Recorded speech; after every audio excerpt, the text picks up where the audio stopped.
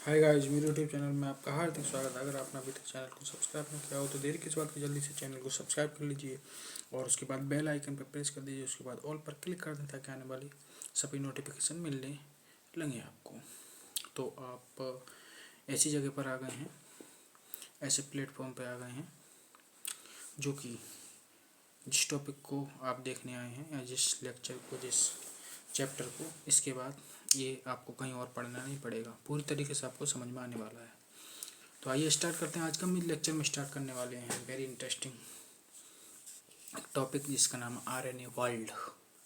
नाम ही बता रहा है एकदम प्रीडोमिनेंटली आरएनए वर्ल्ड कि आरएनए किसी भी तरीके से तो प्रीडोमिनेंटली होगा। तो दरअसल ये शब्द जो है कुछ इस बेसिस पे रखा गया है कि इसेंशियल लाइफ प्रोसेस होती हैं, जैसे मेटाबॉलिज्म हो गई, ट्रांसलेशन हो गया, स्प्लाइसिंग हो गया, और भी कुछ होती हैं। वो सभी प्रोसेस जो होती नहीं है, वो सब के सब आरएनए के चारों ओर ही इवॉल्व हुए हैं। ठीक। और डीएनए और आरएनए पूछा है पहले आया कौन था, तब भी पहले आरएनए ही आया था। ठीक है। तो ओल्ड जेनेटिक मटेरियल क्या है? आरएनए। तो आरएनए वर्ल्ड के आरएनए की इम्पोर्टेंस के बारे में डिटेल में समझने जा रहे हैं। तो एनसीईआरटी कहती है कि from four going discussion an immediate question becomes evident. जो हमने फोर गोइंग डिस्कशन जो किया, तो एक इमीडिएटली क्वेश्चन बिकम एविडेंट हो जाता है कि which is the first genetic material, कि भाई फिर कौन सा पहला जेनेटिक मटेरियल कौन सा है। इतना सब कुछ हमने इससे पहले लेक्चर में देखा कि भाई इस तरीके से ये स्टेबल है, इसमें ये स्टेबल है, ये स्टोर करने के लिए ज़्यादा अच्छा है, ये जेनेटिक इन्फॉर्मेशन को ट्रांसमिट करने के लिए ज़्यादा अच्छा है। तो तमाम तरीके के कंपेरिजन किए गए डीएनए और आरएनए के बीच में। तो क्वेश्चन हमारे दिमाग में ये उठता है कि भाई फिर पहला जेनेटिक मटेरियल कौन सा था, सबसे पहले कौन आया। तो उसी के बारे में पूरा डिटेल में समझने वाले हैं। It shall be discussed in detail in the chapter on chemical evolution. ये कह रहे हैं कि इट शैल बी डिस्कस किया जाएगा डिटेल में चैप्टर केमिकल एवोल्यूशन में। विद ब्रीफली, क्योंकि वहाँ तो मेनली एवोल्यूशन पे ही बेस चीज़ें हैं ना। बट ब्रीफली, लेकिन अगर संक्षिप्त रूप में देखा जाए तो वी शैल हाईलाइट कर सकते हैं some of the facts and points. कुछ फैक्ट्स और कुछ पॉइंट्स को हम हाईलाइट कर सकते हैं या करेंगे। यहाँ पे RNA was the first genetic material. देखो एनसीईआरटी ने आंसर दे दिया खुद। देखो ये बात ध्यान रखना, आरएनए मतलब जो एनसीईआरटी जो है अक्सर उन क्वेश्चन को, मतलब एनटीए जो है उन क्वेश्चन नहीं पूछेगा जो कि एनसीईआरटी ने केवल पूछे हैं, खुद आंसर नहीं दिया है। लेकिन खुद पूछ कर खुद आंसर दिया है तो बहुत इंपॉर्टेंट हो जाते हैं। RNA was the first genetic material, बोल दिया खुद। There is now enough evidence to suggest that essential life process. ये कह रहे हैं इस बात के पर्याप्त सबूत हैं, पर्याप्त प्रमाण हैं जो कि सजेस्ट करते हैं कि एसेंशियल लाइफ प्रोसेस कि जीवन की हमारी जो जरूरी आवश्यक प्रक्रियाएं हैं, सच एज मेटाबॉलिज्म। जैसे मेटाबॉलिज्म, अरे भाई बिना मेटाबॉलिज्म का क्या होगा। मेटाबॉलिज्म मतलब एनाबॉलिज्म और कैटाबॉलिज्म का सम। ठीक। ये तो सब चलता है। ये बिना मेटाबॉलिज्म के तो लिविंग पॉसिबल ही नहीं है, लिविंग सेल। ठीक। तो लाइफ प्रोसेस तो इसेंशियल हो ही गई। मेटाबॉलिज्म दूसरा, ट्रांसलेशन। और भाई हर काम जो होता है, करेक्टर एक्सप्रेस वगैरह होते हैं, तो पहले डीएनए आरएनए बदलता है, फिर आरएनए प्रोटीन बदलती है, तो फाइनली प्रोटीन बनना जरूरी है ना। तब भाई डिसाइड करती है कि कैसे क्या क्या काम, क्या फंक्शन कैसे होना है। तो ट्रांसलेशन भी एक इम्पोर्टेंट प्रोसेस हो गई। ऐसे स्प्लाइसिंग भी एक इम्पोर्टेंट प्रोसेस होती है, वो हम स्प्लाइसिंग डिटेल में पढ़ेंगे क्या होता है आगे। तो इस प्रकार की और भी कुछ रिएक्शंस होती हैं, मतलब कुछ प्रोसेस होती हैं और भी जो कि ज़रूरी हैं, जरूरी लाइफ प्रोसेस हैं, वो कि एवॉल्व अराउंड आरएनए, जो कि आरएनए के चारों ओर एवॉल्व हुई हैं। ठीक। RNA used to act as a genetic material as well as a catalyst. मतलब आरएनए को जो यूज किया गया है जेनेटिक मटेरियल के रूप में भी और कैटालिस्ट के रूप में भी, जैसे कि हम पहले भी पढ़ चुके हैं। There are some important biochemical reaction in living system. इस तरह लिविंग सिस्टम में कुछ इंपॉर्टेंट बायोकेमिकल रिएक्शन होती हैं that are catalysed by the RNA catalysts, जो कि आरएनए कैटालिस्ट के द्वारा कैटालाइज की जाती हैं। राइबोजाइम होता है एक एंजाइम ऐसा। ठीक है। And not by protein enzyme, protein enzyme के द्वारा नहीं। ठीक है। तो ये स्टेटमेंट अब गलत साबित हो गया कि आल एंजाइम आर प्रोटीन। ठीक है। क्योंकि अब डिस्कवरी ये भी हो गई कि राइबोजाइम होता है, वो भी एक एंजाइम होता है जो कि प्रोटीनियस नेचर में नहीं होता है, वो न्यूक्लिक एसिड नेचर का होता है, ठीक है। But RNA being a catalyst was reactive, ये कह रहा है चूँकि आरएनए कैटालिस्ट होने की वजह से वाज रिएक्टिव, बहुत ज़्यादा रिएक्टिव है, एंड हैज़ अनस्टेबल, और इस प्रकार क्या है, अनस्टेबल भी है, और इसलिए क्या अनस्टेबल भी है, ठीक है।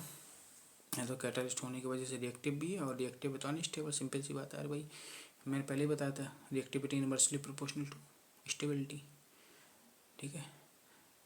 केमिस्ट्री में ज़्यादातर ये चीज़ें सब पढ़ते ही हैं, ठीक। स्टेबिलिटी और रिएक्टिविटी में इनवर्स का रिलेशन होता है। तो यहाँ से एसएससी रीजन इस इतनी लाइन से बहुत अच्छे दो टाइप से एसएससी रीजन बन सकते हैं, ठीक है। एक स्टेटमेंट कैटालिस्ट वाले टर्म को उठा के बना दिया, एक रिएक्टिव वाले को, या फिर दूसरे तरीके से कैसे बना दिया जाएगा, एक कैटालिस्ट वाले को बना दिया जाएगा और अनस्टेबल वाले को, 2-3 तरीके से बन सकते हैं, एक रिएक्टिव वाले को उठा करके एक अनस्टेबल वाले को। दैट इज रिएक्टिव होने के लिए रीजन क्या है, कैटालिस्ट नेचर का होना जरूरी है, ठीक है। और अनस्टेबल होने के लिए भी रीजन क्या हो जाएगा, कैटालिस्ट होने का नेचर। तो इस तरीके से हो गए, ठीक है। 2 टाइप तो ये बन गए, ठीक, सही है। अब देखो आगे चलते हैं। Therefore DNA was evolve from RNA, इसलिए जो है डीएनए जो इवॉल्व हुआ है फ्रॉम आरएनए से, with chemical modifications that make it more stable, जो कि इसको मोर स्टेबल बनाते हैं। जैसा कि हमने पीछे देखा ही था क्या क्या केमिकल मॉडिफिकेशन हुए थे, ठीक है।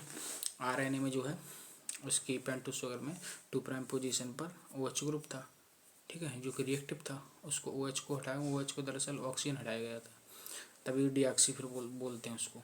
तो उससे वो और स्टेबल हो गया था। ऐसे यूरेसिल की जगह थाइमिन लगाया गया था। थाइमिन लगाए जाने का मतलब यह है कि वहाँ दरअसल मिथाइल लगा दिया गया था, तो वो 5 मिथाइल यूरेसिल हो गया था यूरेसिल की 5 पोजीशन पे, तो उसको फिर थाइमिन बोलने लगे थे।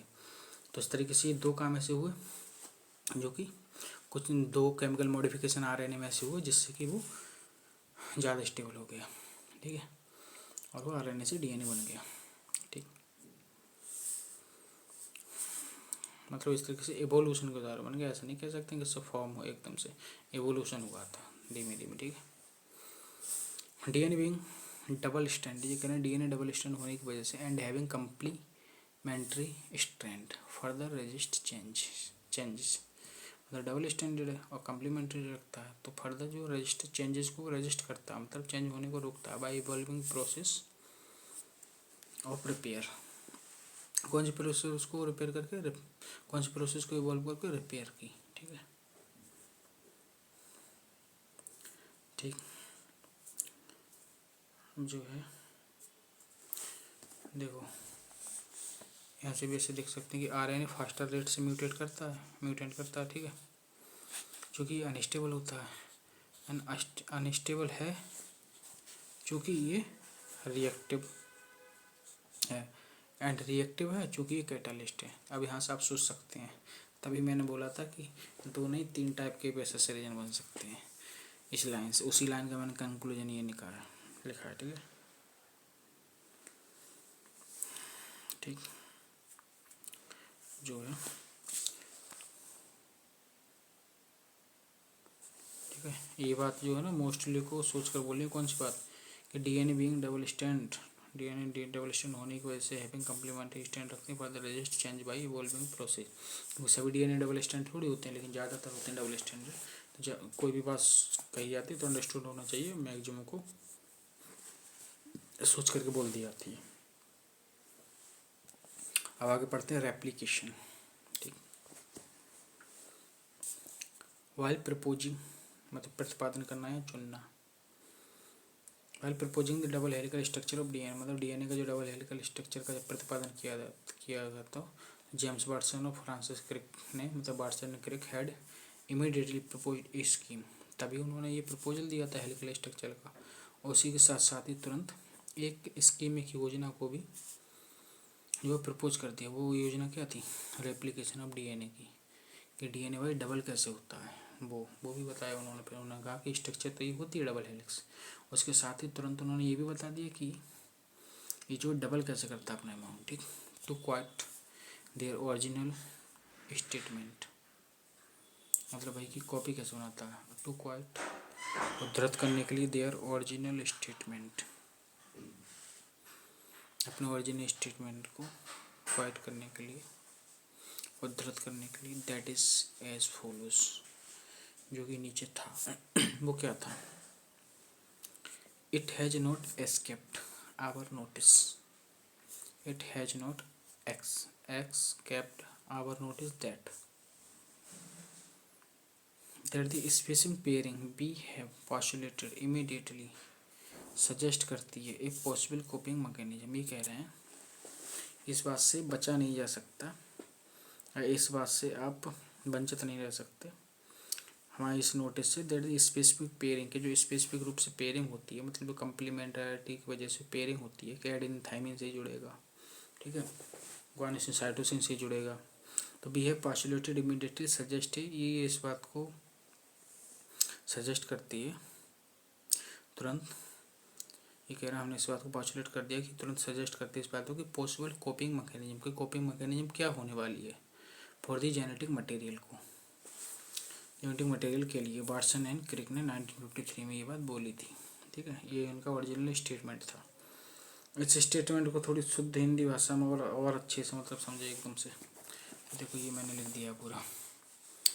इस पूरे पैरा का एक्सप्लेन ये है कि देखो स्टार्ट होता है, युग्मन की जानकारी होने के बाद, युग्मन का मतलब वही है कि डबल होना है एक दूसरे से, युग्मन की जानकारी होने के बाद इससे नया कैसे बनता है, इस बात की जानकारी भी देने से बचा नहीं जा सकता, दैट जानकारी मिल ही जाती है, ठीक है, युग्मन की जानकारी मिलेगी, उससे नया कैसे बनता है वो भी मिल जाएगी।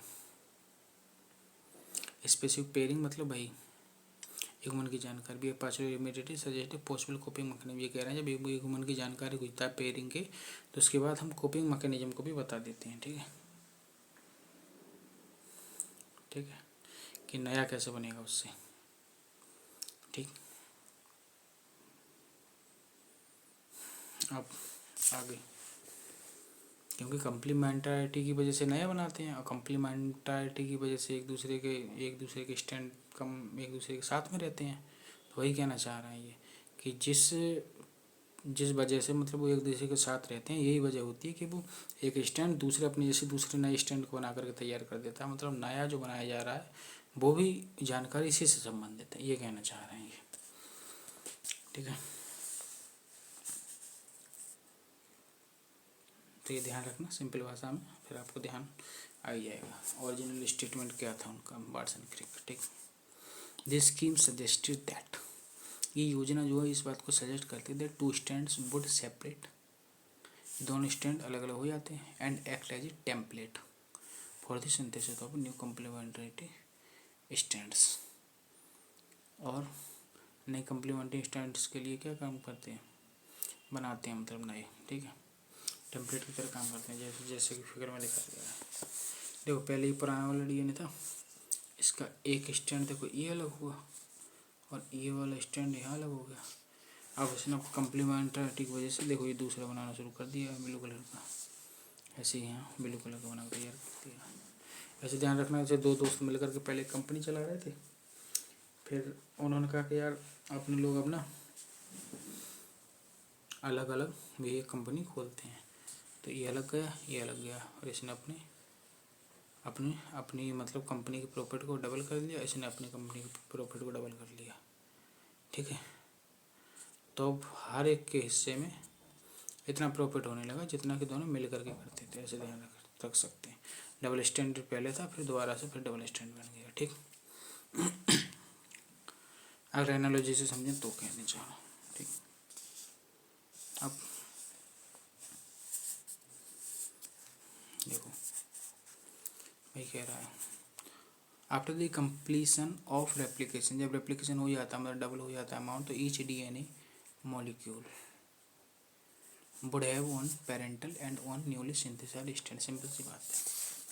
अरे भाई रेड वाला तो ये पेरेंटल था ना, क्योंकि इसने बनाया, जैसे माता पिता से ही तो हम बनते हैं ना, इसको पेरेंटल नाम दे देते हैं, और ये दूसरा वाला बना है डॉटर वाला, जैसे ये यहाँ भाई रेड वाला पेरेंटल था, दूसरा ब्लू वाला बना है, सिंपल सी बात है, इसमें रटने की कौन सी बात है कि ईच डीएनए मॉलिक्यूल में would have one parental DNA होगा और ये होगा न्यूली सिंथेटाइज्ड स्ट्रैंड। सिंपल सी बात है। न्यूली सिंथेटाइज्ड कौन सा, ये ब्लू वाले दोनों में, इस वाले में ब्लू वाला, इस वाले में ब्लू वाला। This scheme was termed as, इस स्कीम योजना को क्या नाम दिया गया था, सेमी कंजर्वेटिव डीएनए रेप्लिकेशन। कौन सी रटने की जरूरत है, वाटसन क्रिक की तरह सोचो कि भाई जो नया डीएनए बना है इसमें दो में से एक ही तो नया बना है, एक तो पहले से है ना, तो पूरे में से आधे को क्या बोलते हैं, सेमी, हेमी या सेमी, ठीक है। ठीक, तो आधा तो जो था पहले वाला था ना, मतलब आधा वाला कंजर्व रहा, दो में से एक स्ट्रैंड तो पहले वाला ना, पेरेंटल वाला, तो नाम क्या देंगे, सेमी कंजर्वेटिव।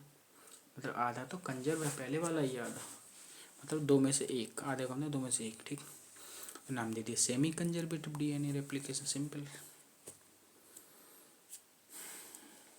कि डबल तो करता है, लेकिन हर बार जो होता है पुराने वाला आधा स्टैंड होता है, मतलब दो में से एक स्टैंड पुराना वाला होता है। सिंपल सी बात है, ठीक। अब बताती है दी एक्सपेरिमेंटल प्रूफ, कि एक्सपेरिमेंटल प्रूफ क्या था, कि भाई एक्सपेरिमेंटल प्रूफ करके भी दिखाओ कि हाँ ये कैसे, मतलब ये रेप्लिकेशन की प्रोसेस को एक्सपेरिमेंटली प्रूव करो। देखो पहले ये बात समझ लो, मैंने लिखा अपने लैंग्वेज में, चूँकि रेप्लिकेशन से पहले दो के दो मतलब दो का मतलब दो, ठीक, दो के दो स्ट्रैंड पेरेंटल वाले थे, ठीक है। अब दो में से एक बचा, दैट इज 50% बचा पेरेंटल वाला, that is out of fraction बोले तो 1/2, दैट इज सेमी या हेमी। सिंपल सी बात है, ठीक है।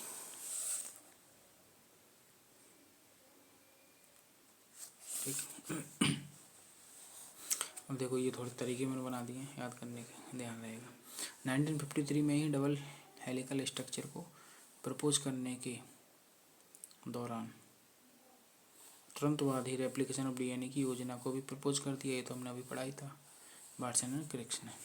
बट प्रूफ किसने किया था, प्रूफ वाटसन क्रिक ने थोड़ी किया, प्रूफ तो कि डीएनए जो है वास्तव में सेमी कंजर्वेटिवली रूप से रेप्लिकेशन करता है, इस बात को प्रूफ किसने किया था, मामा फसे मतलब MM शॉर्ट फॉर्म, मैथ्यू मैशलॉन, फसे मतलब FS मतलब फ्रैंकलिन स्टॉल, ठीक है। मैथ्यू मैशलॉन, फ्रैंकलिन स्टॉल, मामा फसी ने किया। मामा फसे वो 5 साल बाद, मतलब 1958 में, 1953 में स्टेटमेंट इन्होंने दे दिया कि भाई सेमी कंजर्वेटिवली रूप से जो है रेप्लिकेशन होता है डीएनए का। तो इस बात को एक्सपेरिमेंटल प्रूफ किसने किया था, मैथ्यू मैशलॉन और फ्रैंकलिन स्टॉल ने, 5 साल बाद, मतलब 1958 में। मामा फंसी मैंने इसलिए और इस तरीके से बना दिया MMFS को कि क्या यार अब उसको प्रूफ भी करना है, अब प्रूफ करने का काम तो बड़ा झंझट वाला है, तो मतलब ऐसा लगता है ना कि किस, अरे यार ये और झंझट में पड़ गया, मतलब हम इसमें फंस गए, हमें इसको प्रूफ करना पड़ेगा। तो इस नाम से ध्यान रहता है कि इन्होंने प्रूफ किया था, कैसे भी ध्यान रखें आप बहरहाल, ठीक है। मामा फंसी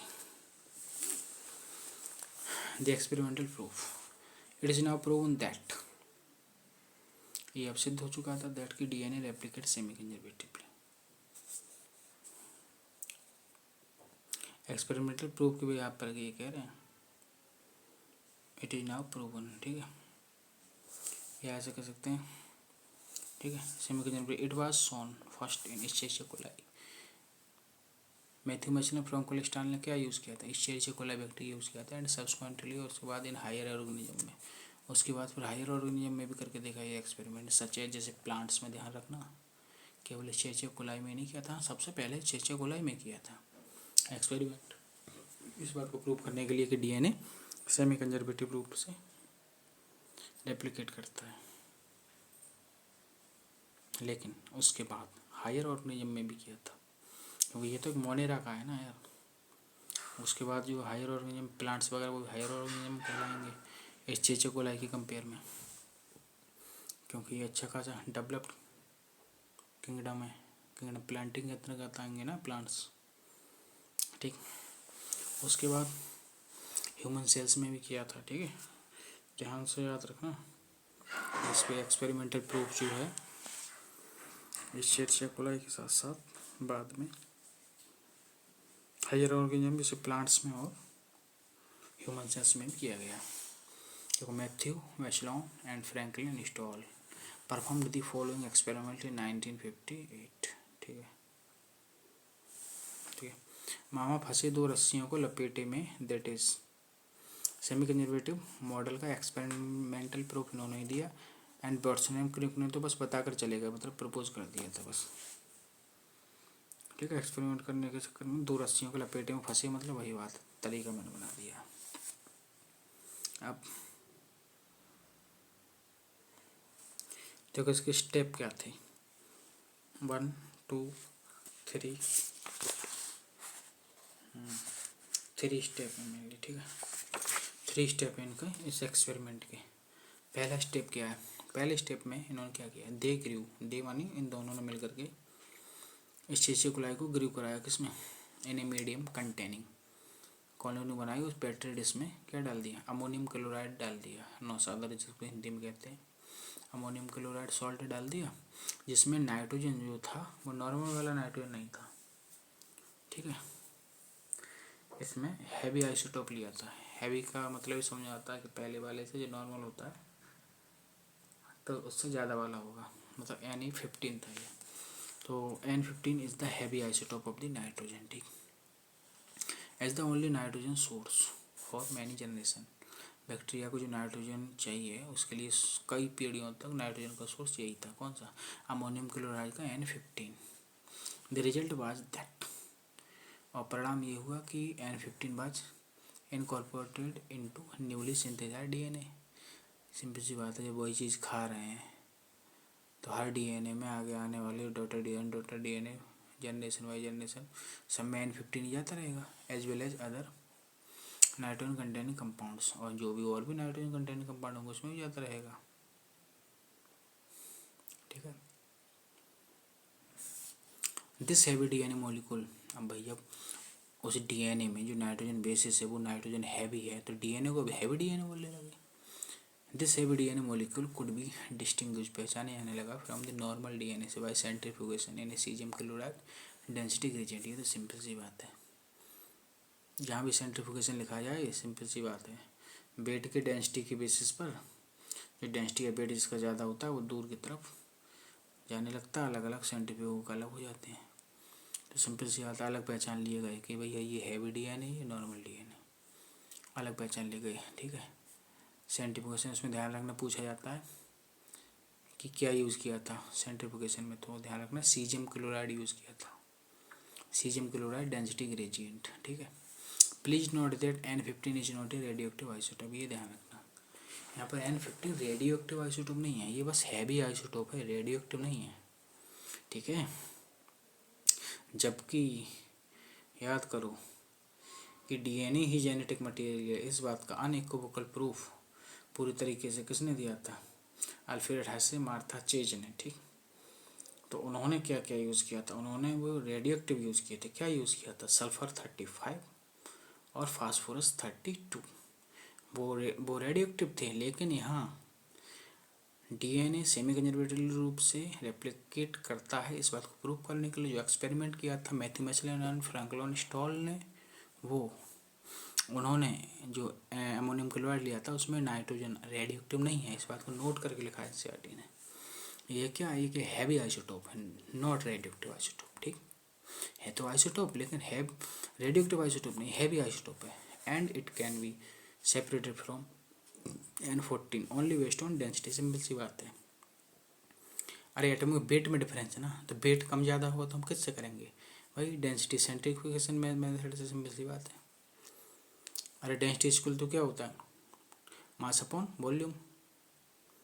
ठीक है, तो डायरेक्टली प्रोपोर्शनल हो गया ना, जो सेम अगर वॉल्यूम कांस्टेंट रखेंगे तो density directly proportional to mass हो गई, मतलब भाई मॉलिक्यूलर वेट, तो डेंसिटी ज़्यादा होगी। दैट इज चाहे हैवी डीएनए या हैवी नाइट्रोजन, दोनों का सेपरेशन क्या बोलेंगे, वही बोलेंगे डेंसिटी ग्रेडियंट मेथड के द्वारा, वो सिंपल सी बात है। ये हो गया पहला स्टेप। पहला पॉइंट कह सकते हैं, स्टेप क्या, पहला पॉइंट कह सकते हैं, स्टेप कुछ भी कह लो, ठीक है। अब दूसरा पॉइंट क्या आता है, अब इन्होंने ये सब कर लिया, ठीक है, हैवी डीएनए को अलग कर लिया इस तरीके से, ठीक। Then they transfer the cells into a medium with normal ammonium chloride. अब इन्होंने इसी सेल को, कौन सी सेल को, जिसमें कि डीएनए अब हैवी आइसोटोप कंटेनिंग नाइट्रोजन वाला था, मतलब ठीक है, उस वाले को क्या किया, ट्रांसफ़र कर दिया, किसमें भेज दिया, अब ऐसे मीडियम में भेज दिया जिसमें उन्होंने नौसादर डाला था, लेकिन उस नौसादर की नाइट्रोजन नॉर्मल वाली थी, मतलब N14 वाला थी, जिसमें एटॉमिक वेट नाइट्रोजन का 14 था।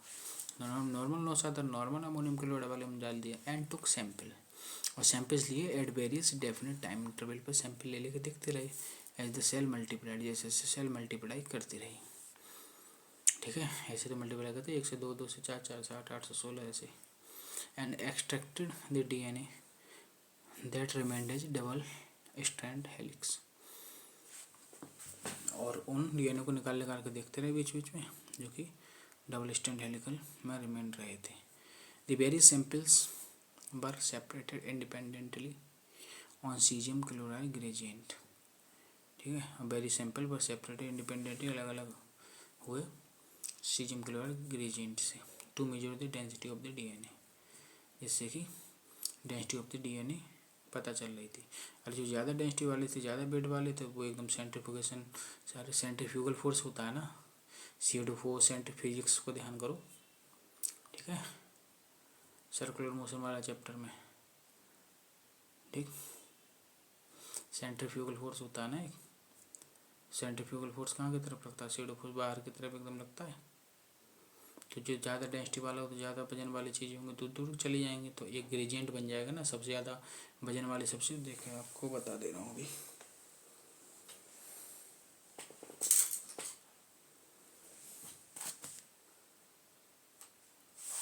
एक मिनट अभी आपको समझा देता हूँ बना करके।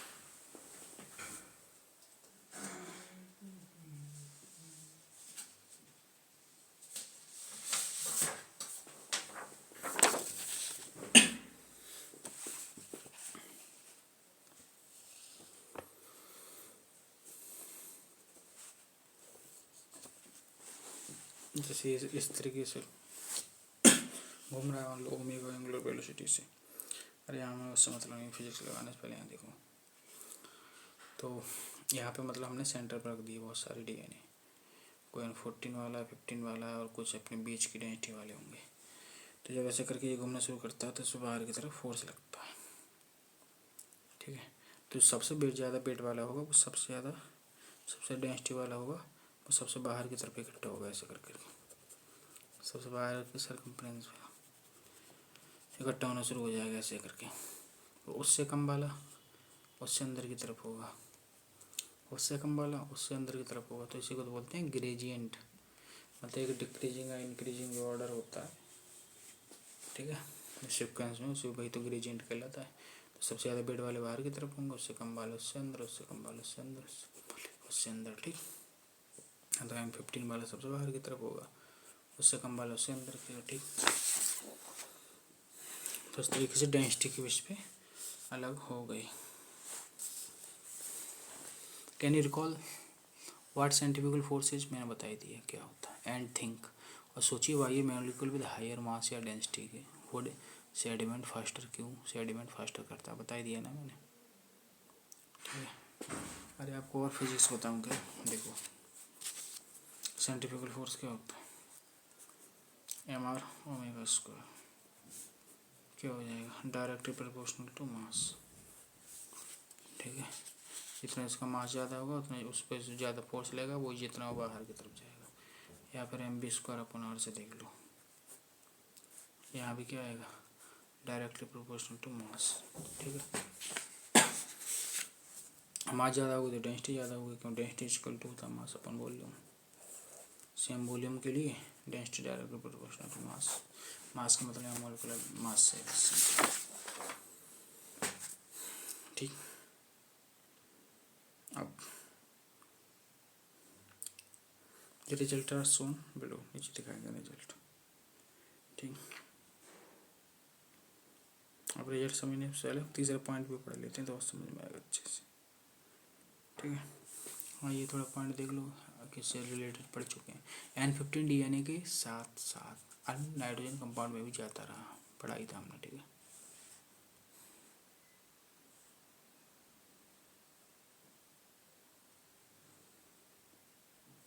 अच्छा ये जो हम कह रहे थे अभी ना सेकंड स्टेप में, ये कुछ देर पे देख रहे थे टाइम इंटरवल के बाद, तो ये टाइम इंटरवल कितने के बाद देख रहे थे रियल में, ये पूरा एक सेल्स साइकिल बैक्टीरिया का कंप्लीट होने के बाद देख रहे थे। सेल साइकिल बैक्टीरिया का कितने में कंप्लीट होता है, 20 मिनट में कंप्लीट होता है। तो हर रियल में हम जो है हर 20 मिनट बाद देख रहे थे। तो ये 20 मिनट बाद देखना, ये काम N14 वाले नौशादर के मीडियम में देखा गया था। सिंपल सी बात, जब दूसरे स्टॉप में उन्होंने पहले N15 में डाल करके N15 वाले बना लिए थे, तब उन्होंने फिर उन्हीं को क्या किया, N14 वाले मीडियम में डाल दिया। ये दूसरा स्टेप है। तो ये दूसरे वाले स्टेप में ये चीज़ देखी जा रही थी हर 20 मिनट बाद N14 वाले मीडियम में, N14 वाले नौशादर मीडियम में देखा गया था। ये 20 मिनट बाद देखने का तरीका कि क्या प्रपोर्शन मिल रहा है आखिर हाइब्रिड वाले का और लाइट वाले का। ठीक, सही। अब देखो तीसरा पॉइंट ही पढ़ लेते हैं, पर समझते हैं अच्छे से। Thus the DNA that was extracted from the culture one generation after the transfer from N15 to N14 medium, ये कह रहे हैं कि जैसे हमने पहले स्टेप में N15 वाले में ग्रो कराया बैक्टीरिया को, फिर हमने दूसरे स्टेप में N15 वाले को N14 वाले मीडियम में ट्रांसफ़र कर दिया। तो जब पहली बार ये कह रहे हैं कि जब पहले 20 मिनट बाद देखा निकाल करके, तो क्या देखने को बोला, दैट इज़ आफ्टर 20 मिनट। तो देखने को मिला कि इस चीज़ से कोलाई डिवाइड इन 20 मिनट में करता है, इसलिए 20 मिनट बाद देखा कि हैड ए हाइब्रिड और इंटरमीडिएट डेंसिटी के, ये क्या एक इंटरमीडिएट डेंसिटी हाइब्रिड डेंसिटी का मिला। ठीक है, और रटने की बात नहीं, ये कंसेप्चुअल। ये देखो पहले स्टेप में उन्होंने क्या किया था कि इस तरीके से एक पेट्री डिश बनाई थी। उस सब में जो है अमोनियम क्लोराइड जो डाला, सॉरी ये जो अमोनियम क्लोराइड जो डाला है, इसमें जो नाइट्रोजन जो है ना वो N15 वाला था पहले। अब इसमें जितने भी DNA बनेंगे रेप्लिकेट कर करके, वो सब N15 वाले नाइट्रोजन बेसिस होंगे उनमें सब में। ठीक, अब इन्होंने फिर इसको ऐसे पेट्री डिश में ट्रांसफ़र कर दिया, जिसमें हमारा अब खाने वाली चीज़ जो है इनके लिए अमोनियम क्लोराइड में नाइट्रोजन नॉर्मल वाला था, मतलब N14 वाला था। ठीक, अब देखो इसमें जितने स्टैंड इसमें जितने DNA बनेंगे सबके स्टैंड में क्या होगा, जितने भी बनेंगे सब में N15 वाला होगा। N15 वाला सब स्टैंड में नाइट्रोजन बेसिस जो होंगे N15 वाले होंगे। ठीक है, दोनों के दोनों स्टैंड N15 वाले होंगे। अब देखो यहाँ देखना, अब जैसे मान लो इसमें हम एक का एग्जाम्पल लेते हैं, एक DNA का लेके देखते हैं, फिर सबका समझ में आ जाएगा। एक का लेके देखा, दोनों का क्या था, 15 वाला था, जो कि अभी जो आए हैं जस्ट वो क्या है 15 वाले से आए दोनों 15। अब जैसे ही इसमें जब ये खाना शुरू करेंगे, तो देखो इसमें जब ये डिवाइड करेंगे तो इसका हम जानते हैं किस तरीके से, इसको देखो जूम व्यू में देख लेते हैं।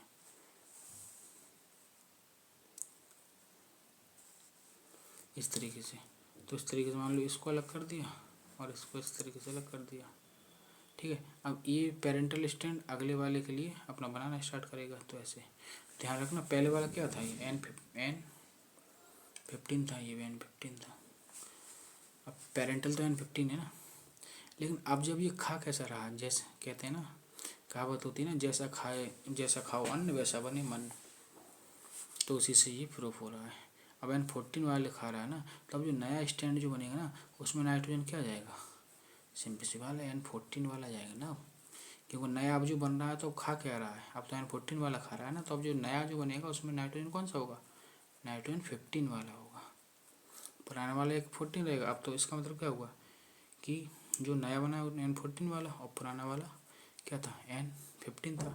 तो इस तरीके से एक, अब इसको एक को ले लो जो नया बना, तो ये इंटरमीडिएट डेंसिटी का हो गया नहीं हो गया, इसमें एक स्टैंड N15 वाला, एक स्टैंड N14 वाला। तो समझ में आ गया ना, इसी तरीके से ये बनना स्टार्ट हो गया। अब देखो क्या रेशो मिलेगा वो भी अभी समझ में आ जाएगा कैसे मिलता है। ठीक,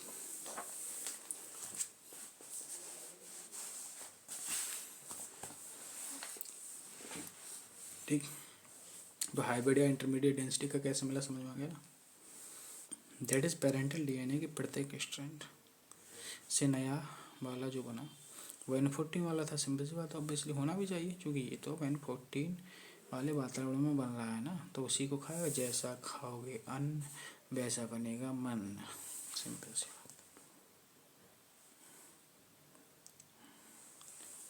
जबकि पेरेंटल वाला तो N15 वाला था ही था, क्योंकि पहले तो N15 वाला डाला गया था। N15 रेडियोएक्टिव आइसोटोप नहीं है, ये क्या है, एक बाहरी आइसोटोप है, मतलब हैवी आइसोटोप है। ये बात बार बार मैं लिख रहा हूँ, नोट करके भी लगता है तो कहिए, ठीक। अब देखो कह रहा है डीएनए एक्सट्रैक्टेड, ऐसे कह रहा है DNA extracted after extracted from the culture after another generation, मतलब 20 मिनट और बाद। इसका मतलब शुरू से देखें तो टोटल कितने हो चुके, 40 मिनट बाद।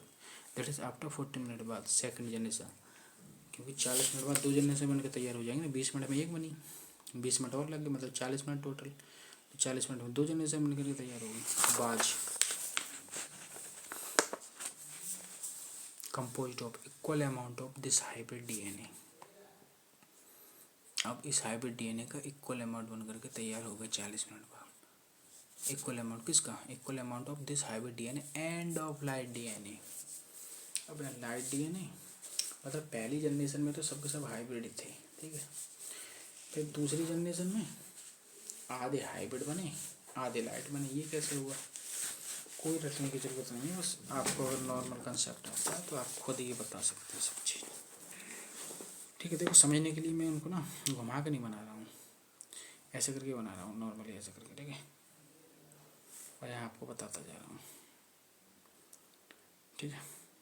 एट टी बराबर 0, जैसे इक्विलिब्रियम में नहीं समझते हैं केमिस्ट्री में, वैसे मैं आपको बता रहा हूँ। टी बराबर 0 का क्या मतलब कि जस्ट डाला है N15 वाले को N14 वाले में।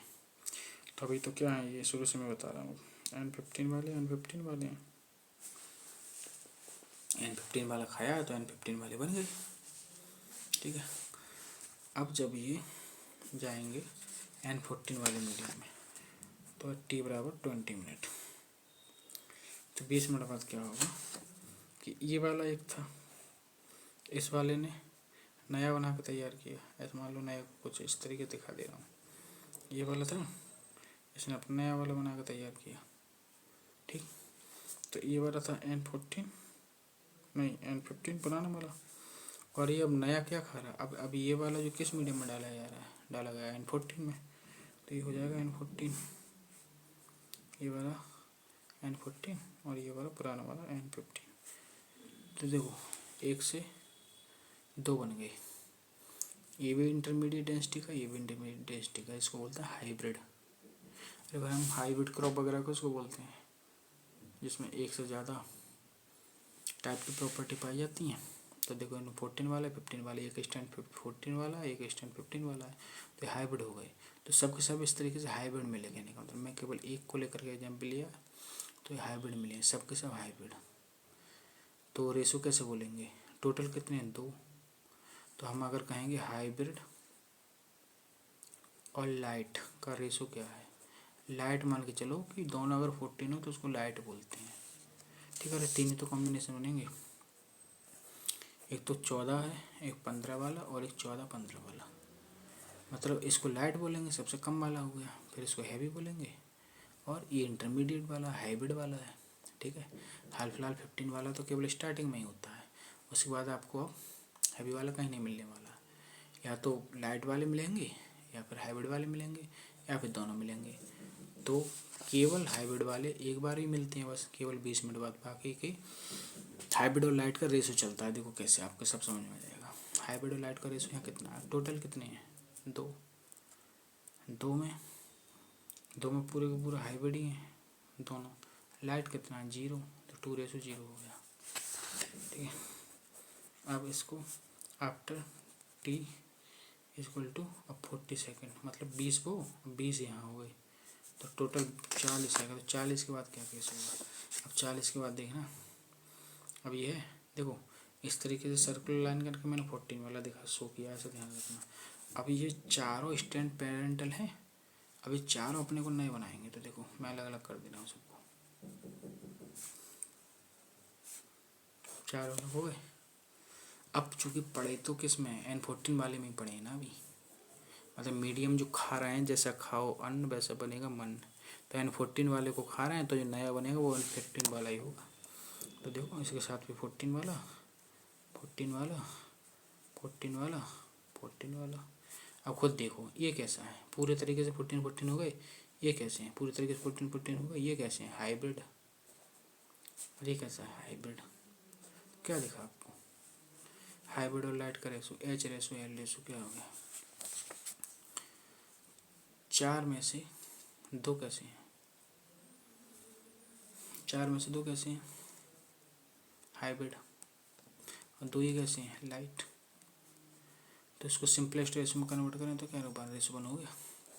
तो हाइब्रिड और लाइट का रेशो कितना बना, 1:1। और देख लो आगे, आफ्टर t = 60 सेकेंड, मतलब स्टार्टिंग से टाइम लगा रहे हैं ये हम, क्योंकि थर्ड जनरेशन की बात चल रही है। Generation first, generation second, generation third. अब देखो, अब जो 8 के 8, अब जो कितने होगा टोटल स्टेप, 1 2 3 4 5 6 7 8।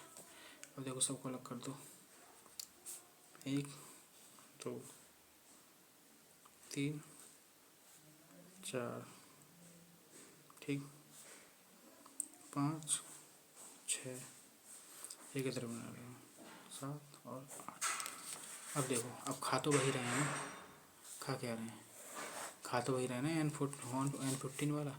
तो सबके साथ N14 वाला ही आएगा।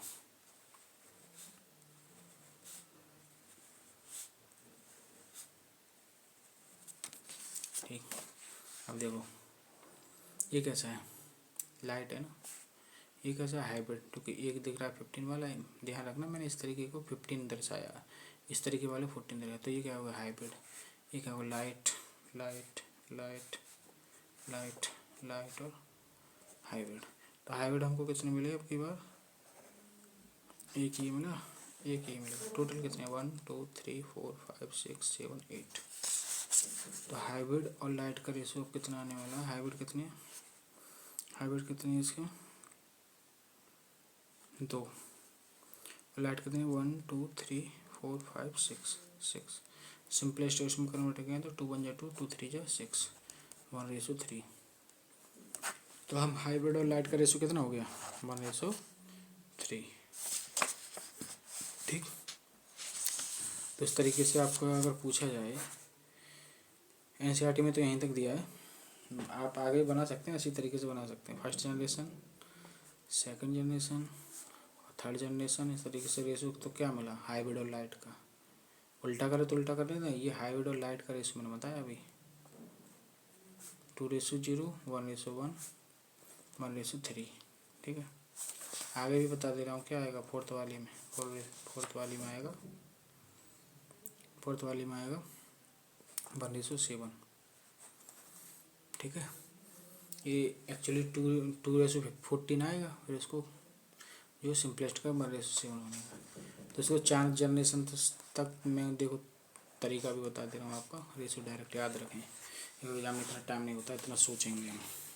4 जनरेशन से ज़्यादा नहीं पूछेगा, क्योंकि देखो 3 जनरेशन तक का तो NCERT ने खुद बताया है। ठीक, 3 जनरेशन का खुद बताया है, खुद नहीं बताया, खुद तो खैर 2 जनरेशन का बताया है। ठीक है, हाँ खुद तो 2 जनरेशन का बताया है, लेकिन पूछा उसने है चौथी जनरेशन का भी क्वेश्चन करके पूछा है। तो मैंने चौथी तक का आपको बता दिया। ठीक है, चौथी का करके नहीं दिखाया, लेकिन इसमें करने में कुछ नहीं है। देखो इन्हीं को जो कितने बने होंगे अभी स्टैंड टोटल कितने होंगे, 8 के 1 2 3 4 5 6 7 8, 8 के टोटल स्टैंड 16 बने होंगे। 16 को अलग अलग करना, ठीक है, जैसे मैं करता आया हूँ, अलग करके प्रत्येक के साथ हाइब्रिड हाइब्रिड जोड़ देना। तो इस तरीके से आपको कितने मिलेंगे, 16 में 16 इनके 8 के कितने मिल जाएंगे, 16 मिल जाएंगे। 16 में जो होंगे, 16 में दो होंगे आपके हाइब्रिड, और 16 में 14 मिलेंगे आपको लाइट वाले। तो सिंपलेस्ट रेशो में 2 1 2 2 7 14, 1:7 आपको मिल जाएगा। ठीक है, और इनको देखो याद भी डायरेक्ट याद रखो, ऐसे ध्यान रखो। जैसे 2000 अभी क्या चल रहा है, 2025 चल रहा है। ठीक है, जैसे बोलते हैं कि तो इसको इतने को तो 2011 13 17 ऐसे ध्यान रखो कि 2011 से बोला जा रहा है कि 2011 13 सब तरह से नुकसान कर देंगे हम, या 13 सब तरह से कुछ भी बोल दो कि 2011 से कोई बोल रहा है कि 2011 13 सब तरह, 2011 13 17 को सब तरह बोल दो, सब तरह।